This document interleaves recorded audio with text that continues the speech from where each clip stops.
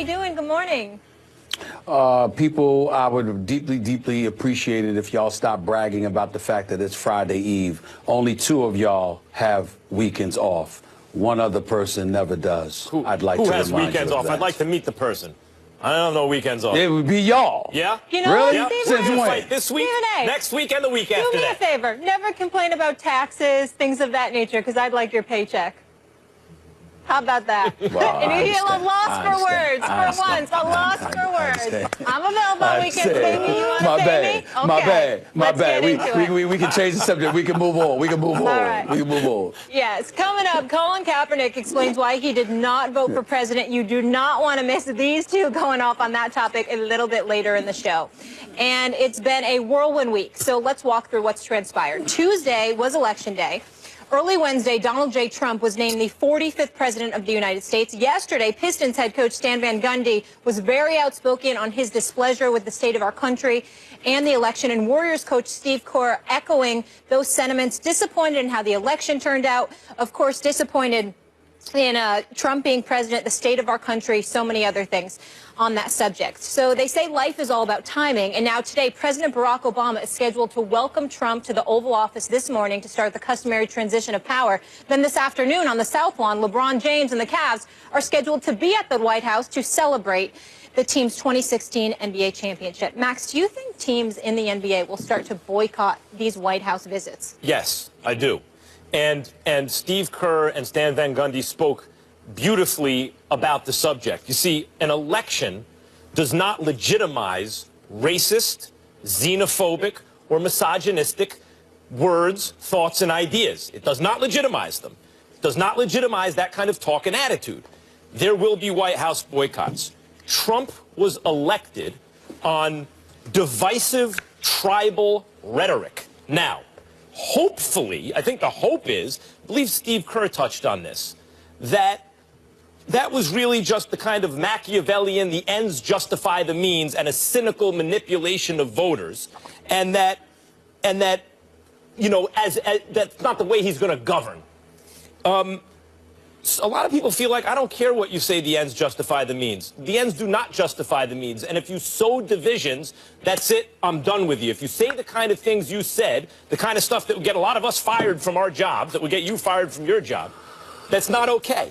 Even though the election legitimizes the candidacy, it does not legitimize that kind of behavior and rhetoric. Others will say, well, if it was a cynical manipulation, we'll wait and see based on what policy he actually enacts.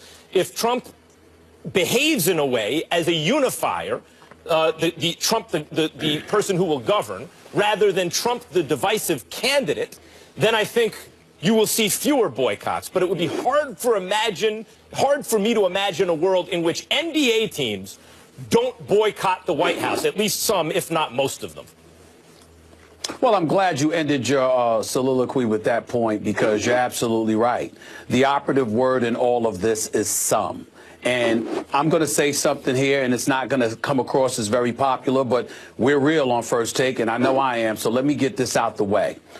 It's time for all of us to put on our big boy pants, all right, and our big girl pants, and understand what the situation is. Donald Trump is the president of the United States of America. Stan Van Gundy was absolutely right with what he said. So was Steve Kerr and what he alluded to, because racist rhetoric, misogynistic rhetoric, xenophobic rhetoric has no place in our politics or in our nation overall. We get that. We understand that. But we have to understand that if you're talking about xenophobia, obviously you're talking about illegal immigration, and what Trump's positions were on that matter.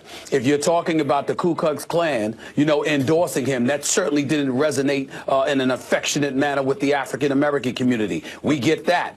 But I'm a person, Max Kellerman, that has repeatedly sat up on this platform, on radio and beyond, elocuting to the masses, reminding everybody. Black folks make up about 13 to 14% of the population. The Latino population makes up about 17% of the population. Combined, you're talking about anywhere from 33 to 37% of the American population. Well, what about the rest? There's a white America out there. And by the way, let's make sure that as incredibly unfair as it seems, as wrong as it may appear to be, and there's no doubt that you and I both feel the same way, Max, in that regard, the reality is that everyone who voted for Donald Trump isn't a racist, a misogynist, or xenophobic. They may have paid no attention to that stuff. As irresponsible as that is, when you go to the voting booth, there are many people, a matter of fact, I dare say most Americans in our nation, who go to the voting booth and all they care about is their own personal issues. If they can't pay their mortgage, that's what they're concerned about. If they need a job, that's what they're concerned about. If they want health care, that's what they're concerned about. Their lone issue is what they're primarily concerned about. And so now we transition to the NBA. And I bring all of that up to say this. I appreciate Stan Van Gundy's position. It's absolutely on the money. And I applaud him because he's honest, he's educated, he's intelligent, and he's passionate. I love that man. Steve Kerr, I totally concur with everything he said. Outside of talking about sports media and everybody yelling at folks, we're talking sports, Steve Kerr. We ain't talking politics here. We're not trying to legislate the lives of other individuals. And by the way, Steve Kerr can get a temper tantrum himself on the sideline. So I guess he's throwing himself into that equation. But for the most part, what he said was absolutely correct. But everybody in the NBA may not share that view.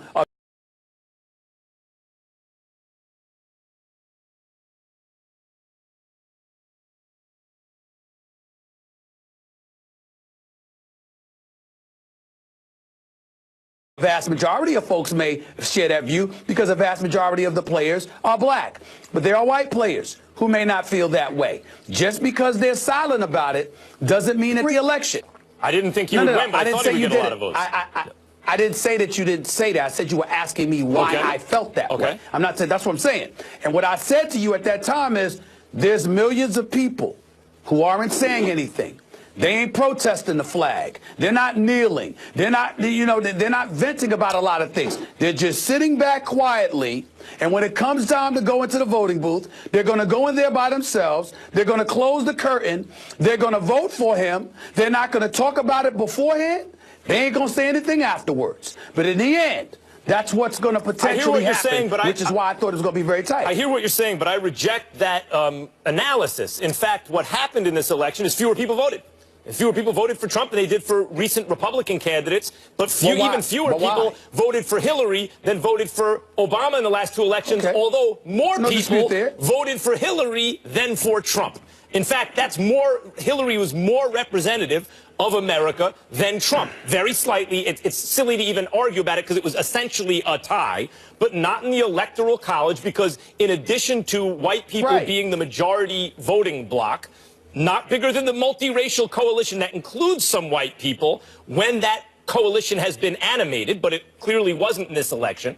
But in addition to them having the biggest numbers, that kind of lockstep white voting bloc that hears that call to that tribal call to racial identity, the way the Electoral College is set up also overly empowers small rural states. The swing states and the small states get a disproportionate electoral vote. Therefore, when you say, well, let's keep in mind that there's a white America and that's who's spoken, etc. Okay, they were clearly more animated, at least the core was, by this candidate. But as a statement of fact, more people voted for her.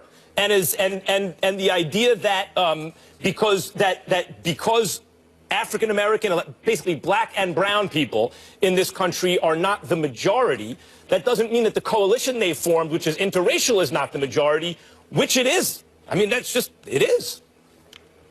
Well, you can say that, but the game of politics is played, particularly with the presidential election, it's played with that electoral college vote. So it ain't just about the numbers. It's about locale. It's about geography. It's about how many electoral college votes are in certain places. What I'm saying is the game has been out there for ages. Al Gore, George W. Bush, it was the same argument then. But in the end, what happened? We saw what happened. So it ain't just about the numbers. So bringing up the numbers is null and void. We understand what the battle was, and you just have to deal with that, which is why I talk about all of us putting on our big boy and big girl pants. I'm not wait a minute. questioning legitimacy. I'll let you speak. I got that. I didn't say you were. I'm trying to get to a point. My point to you is when we talk about the NBA, we got to talk about moving forward. Because in the end, what it comes down to is whether it's racist, it's misogynistic, it's xenophobic, you got a whole bunch of people out there that believe that.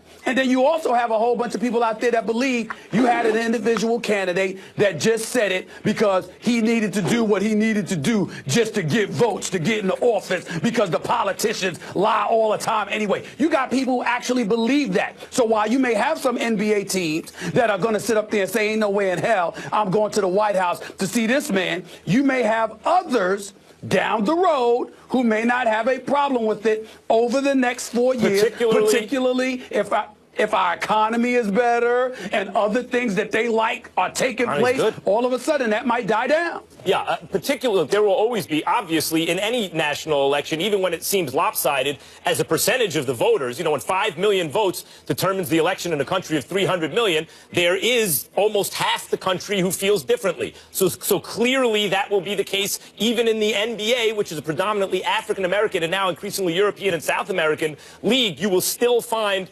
members of teams who wouldn't. But I think by and large, unless Trump is true to his word in his acceptance speech, where he acts as a unifier and not as a divider that he campaigned as, well, in that case, there will be others who also say, well, wait a minute, he did what he had to do to get elected. It's not that we forgive that kind of lack of civility and that kind of public discourse, but he is elected now, and, oh, look, the policies aren't that bad, that sort of thing.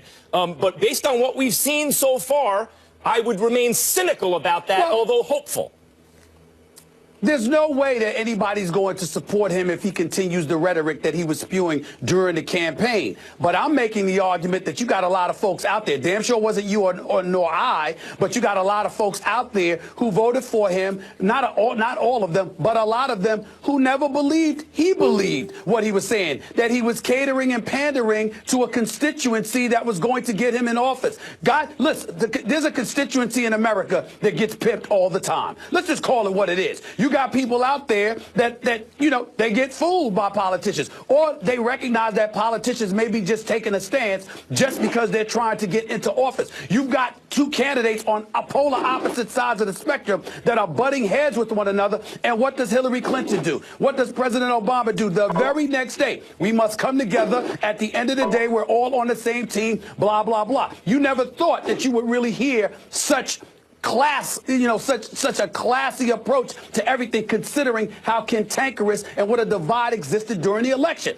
But in this great country of ours, people talk all the stuff that they want to talk during the election process, and then when the election is over and a winner has then been defined, all of a sudden you transition to governing, and that's the way it goes. So when the NBA talks about, if everybody thinks that for 1 second that no NBA team or no NFL team or nobody's going to go into the White House, if you ask me that question right now, would they want to go, you know, January 30th or something like that? Hell no, too soon. But come to me next year, and let's see if we're not hearing folks talking about let's all be as one, let's all come together and respect the office. I guarantee you, people are going to take a shift. Don't think otherwise for 1 second. I agree. There are likely going to be teams, if, as you say, the governance is different than the rhetoric during the campaign, that will soften their position, and hopefully the governance is different than the rhetoric during the campaign. It has to be, no doubt. Let's leave it there. How about we talk some football now, shall we? After a 4-4 start to the season, Big Ben channels his inner Aaron Rodgers and tells Steeler fans to relax. But should Pittsburgh be worried about the men of steel? Find out next.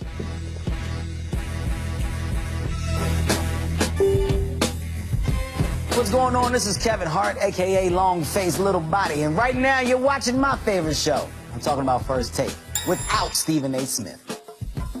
Remember writing letters to